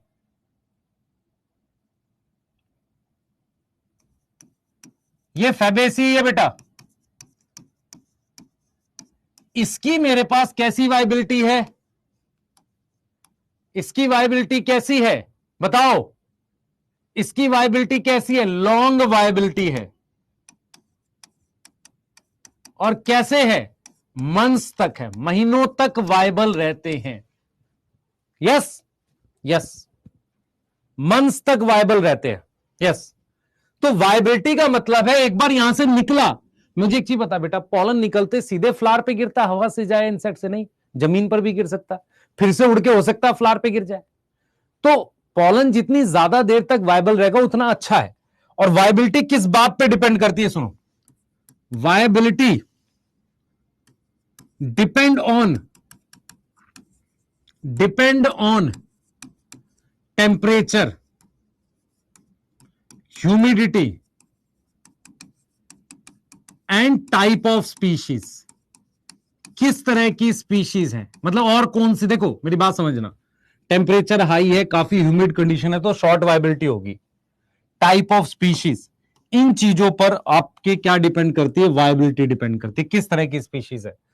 गेहूं और चावल में आधे घंटे में खराब हो जाता है पॉलन उड़ने के बाद, रोजेसी सोलेनेसी इसमें क्या लॉन्ग। और आपको समझ में आनी चाहिए बेटा, मैं अगर आपसे एक सवाल पूछूं, गेहूं की वाइबिलिटी इतनी कम है, जो वीट आप खाते हो ना, हर एक दाना एक फ्रूट है। आप सोचो इतने ग्रेन बनते कैसे होंगे। एक्चुअल में वीट का फ्लावर क्लोज फ्लावर होता है, मतलब शुरुआत में बंद रहता है तभी पॉलिनेशन हो जाता है। अगर ऐसा ना हो, उसको कोई पॉलिनेटर लगे, तो आप सोचो क्या इतनी सारी पॉलिनेशन पॉसिबल है, नहीं हो सकती, नहीं हो सकती। पूरा वर्ल्ड भूखा मर जाएगा, गेहूं पे तो डिपेंड नहीं रह सकता। आप सोचो हर एक फ्लावर एक ग्रेन है, हर फ्लावर से एक ही ग्रेन बना था, कितने ग्रेन के दाने बनते होंगे, कितनी पॉलिनेशन होती होगी। यस, तो सेल्फ पॉलिनेशन होती है वीट में, पैडी में, नहीं तो नहीं पॉसिबल है बेटा, नहीं। अगर वो इंसेक्ट पे डिपेंड होगा तो नहीं। और वैसे भी वीट राइस मोनोकोट है, मोनोकोट में मतलब जो घास वाली फैमिली है जो हम आज पढ़ेंगे भी, उनमें पॉलिनेशन पॉलिनेशन जनरली कैसे होता है, विंड से होता है। अगर क्लोज में हो जाए तो बहुत बढ़िया। पॉलन बैंक सुनो क्या होता है। हम क्या करते हैं, पॉलन ग्रेन कैसा है, हैप्लॉइड है। और पॉलन ग्रेन का एक और नाम क्या है बेटा, मेल गैमेटोफाइट। उसको हम स्टोर कर सकते हैं, स्टोर कर सकते हैं लिक्विड नाइट्रोजन पे। नाइट्रोजन लिक्विड होती है एक पर्टिकुलर टेम्परेचर पर, और वो टेम्परेचर क्या है, -196 डिग्री सेल्सियस। अब मैं आपसे कह रहा हूं, मेरी बात सुन बेटा, मेरी बात सुन। किसने किसने कैप्टन अमेरिका देखी थी कभी, सर देखी थी? वो बर्फ में पड़ा हुआ था कई साल, तो फिर जिंदा निकल आया। ऐसे ही क्या होता है कि जो पॉलन ग्रेन होते हैं ना, वो खराब नहीं होते लिक्विड नाइट्रोजन पर, उसे आप लंबे समय तक स्टोर कर सकते हो। इसे हम एक नाम भी देते हैं, क्रायो प्रिजर्वेशन। क्रायो, वो खराब नहीं होते, उसको आप आगे यूज भी कर सकते हो। अगर सिंपल स्टोर करोगे तो वाइबिलिटी लॉस हो जाएगी। Yes, yes sir. तो ये लिक्विड नाइट्रोजन पर स्टोर करते हैं लंबे टाइम के लिए। इससे क्या फायदा होता है, बेनिफिट क्या है, बेनिफिट क्या है इसका? बेनिफिट है एक तरीके से स्टोरेज ऑफ जीनोम है। क्या है, स्टोरेज ऑफ जीनोम। एक व्हाट इज जीनोम, क्या होता है बेटा, किसी को पता है? Genome, genes, haploid set of chromosome, haploid होते हैं पॉलन ग्रेन। यस, तो हैप्लॉइड सेट ऑफ क्रोमोसोम को अपने क्या बोलते हैं, जीनोम बोलते हैं। तो पॉलन ग्रेन एक तरीके से जीनोम का स्टोरेज है। यस और नो, बताओ, यस और नो। और इसे कई बार हम क्या बोल देते हैं, इस तरह की स्टोरेज को हम बोल देते हैं एक्स सिटू कंजर्वेशन। क्या लिखोगे इसे, एक्स सिटू कंजर्वेशन लिखोगे। तो पॉलन ग्रेन की वाइबिलिटी लॉस ना हो, -196 डिग्री सेल्सियस पर लंबे समय तक स्टोर कर सकते हैं। उसे हम कहते हैं पॉलन बैंक। क्या बोलते हैं, पॉलन बैंक। ये एक तरीके से जीनोम का, जीन्स का स्टोरेज है। Yes sir. दूसरा ये एक्स सिटू कंजर्वेशन है, हम उन प्लांट्स को बचा सकते हैं जिनके बचने के अब कम चांस है, बहुत कम स्पीशीज बची हैं। यस, और फिर जरूरत पड़ने पर यूज कर सकते हैं इन प्लांट ब्रीडिंग में, प्लांट ब्रीडिंग या हाइब्रिडाइजेशन में। हाइब्रिडाइजेशन मतलब नई स्पीशीज ब्रीड डेवलप करने में इन्हें यूज कर सकते हैं। जैसे मैंने आपसे कहा कि यार एक काम करो, 5 साल के लिए पॉलन ग्रेन स्टोर कर लो, फिर उसके बाद इस पॉलन ग्रेन को पॉलिनेट करके नया प्लांट बनाएंगे। तो आप नॉर्मल रखोगे तो आधे घंटे में, कुछ महीने में उसकी वाइबिलिटी खत्म, पॉलन खराब हो गया। तो उसको रखने के लिए हमें क्या चाहिए बेटा, क्या चाहिए, क्या चाहिए? एक्स सिटू का क्या मतलब होता है? एक्स सिटू का मतलब होता है किसी चीज को ऐसी जगह स्टोर करना जो उसका नेचुरल कंडीशन नहीं है। जैसे मान लो मैं लॉयन को जू में प्रोटेक्ट करूं, that is ex situ conservation. उसको उसके फॉरेस्ट में बचाऊं, इन सिटू। Yes, yes, yes. बेटा मैं पूछ लेता हूं इलेक्ट्रो के लिए, ठीक है, क्लियर है? हाँ, यहां तक आप करें, यहां तक करें। बेटा उस पे लाइव शायद कराएंगे, यूट्यूब पे आएगा आज, और बैच में देखेंगे, फिर उसके बाद अपलोड करा देंगे। ठीक है, इतना नोट कर लो। आज पूरा मैंने ये पार्ट करा दिए, इतना ही कराते हैं आपको। कल से हम लोग वो पढ़ेंगे, क्या नाम है, फीमेल वाला पार्ट जो है नेक्स्ट क्लास से पढ़ेंगे, और नेक्स्ट वीक में चांसेस हैं इसको खत्म करने की। 3 क्लास है, वहां पर इसको फिनिश करने की अपने कोशिश करेंगे। ठीक है, यस यस, हाँ ठीक, इसकी डीपीपी मैं आज अपलोड करा देता हूं, जितनी आप कर पाओ कर लेना। ठीक है, चलिए चलिए मिलते हैं नेक्स्ट क्लास में, बाय। वो लाइव होगा, आ जाना जिसको देखना होगा।